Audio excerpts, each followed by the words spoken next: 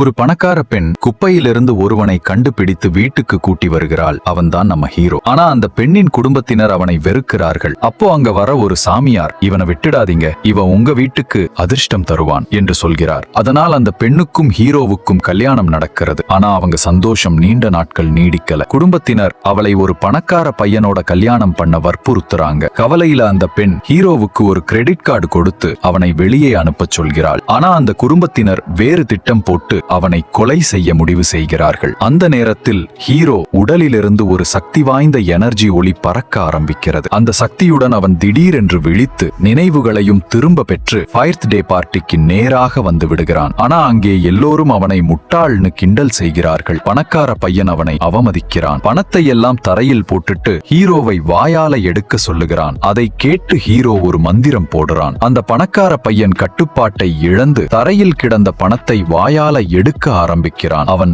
அவமானத்தில் பயந்து போனான். ஆனா அந்த நேரத்தில் ஹீரோவை அடிக்க கும்பல் தயாராகிறது. அந்த பெண் ஓடி வந்து ஹீரோவை காப்பாற்றுகிறாள். ஆனா பணக்கார பையன் விலையுயர்ந்த பொருட்களை அவளிடம் காட்டி அவளை மயக்க முயல்கிறான். அது வேலை செய்யவில்லை. அவள் கையெழுத்து போட மறுக்கிறாள். தன் முழு பவரையும் வெளிப்படுத்துகிறான். அதை பார்த்து யாராலும் நம்ப முடியவில்லை. அந்த பெண் கையில் இருந்த விவாகரத்து பேப்பரை கிழித்து எல்லோரையும் மண்டியிட வைக்கிறாள்.